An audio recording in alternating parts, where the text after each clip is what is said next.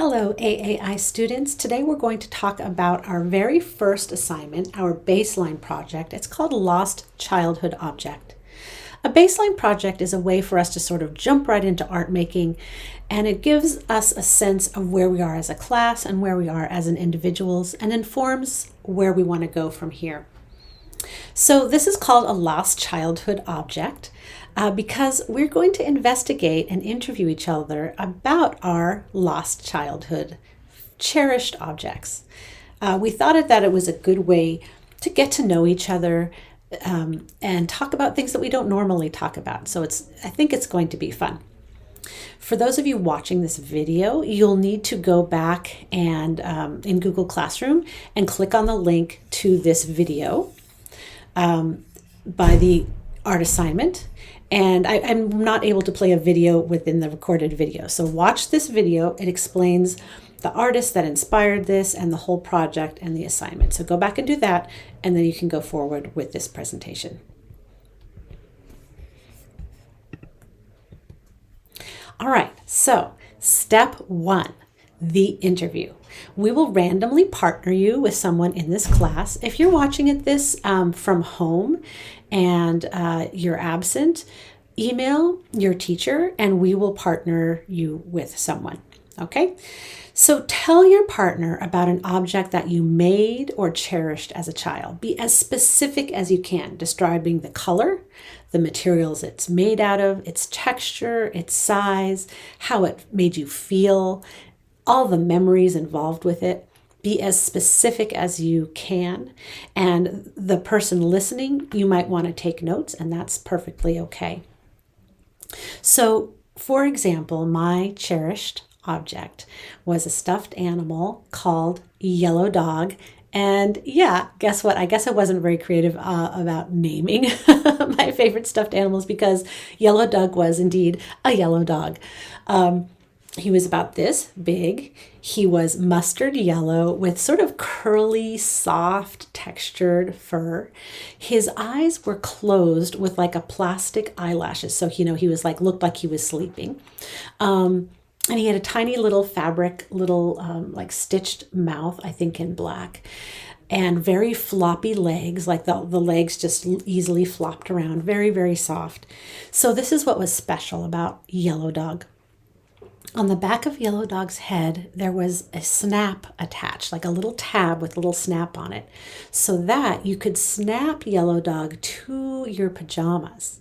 I guess back in those days, it was very common to have snaps on your pajamas. So I loved Yellow Dog because I could snap him to me before going to bed, and he would stay with me all night long. He wouldn't get lost in the covers or fall on the ground or anything. So if anybody wants to recreate my Yellow Dog, that would be awesome. Step two, you're going to recreate your partner's object. You can use whatever materials you have at home or in the classroom.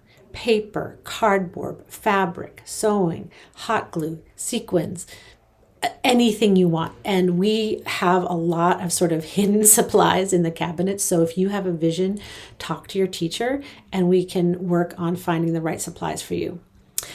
Now, I know a lot of you are not like 3D sculptors. Some of you media artists might feel intimidated about making things that aren't digital, but don't worry about this. This is not about making it well, making it accurately. This is handmade. Lean into that handmade wonky possibilities. This might end up being, fun and funny. Some of those objects might be a little bit silly, and that is totally okay. In fact, it's encouraged. It's not about the end product, it's about the process, okay? Those of you who do want to stay 2D and not make like an actual stuffed animal, you may draw or paint a picture of the object instead of making the actual object. For example, instead of sewing a beloved teddy bear, you could draw or paint a picture of what you imagine it looks like. Media students, if your partner happens to still have that beloved object, I think, some people still do have those favorite stuffed animals sitting around the top shelf of the drawer in their closet or something. You could arrange to have a photo shoot and take a portrait of your partner with their beloved object. Get creative. However you want to interpret this assignment, go for it. And then step 3 is sharing your object with your partner. Meeting the deadline on this assignment is pretty important because we're going to have like a reveal day. Where you present your object to your partner, and look for that deadline in Google Classroom. It will be there. Then you're going to present your objects to each other, talk about the new object. How is it similar? How is it different from the original? What you learned from this process, share some memories, that kind of a thing. Talk about, do you feel nostalgia for the object or that time in your life? And we will also have a gallery walk to see all the projects from both classes. All right, talk to your teachers if you have any questions. Thank you. Oh, one note. What does nostalgia mean? I've been asked this question before. Technically, it is a sentimental longing or wistful affection for the past, typically for a period or place with happy personal associations. So I think I do have a little nostalgia for Yellow Dog and that time in my life. I remember I was lucky enough to have a mom that really took good care of me, and I remember our going to sleep what do you call that? Not procedure. That sounds so clinical, but just our routine, our daily routine of going to bed and getting Yellow Dog and so on. All right. I hope you have fun with this project.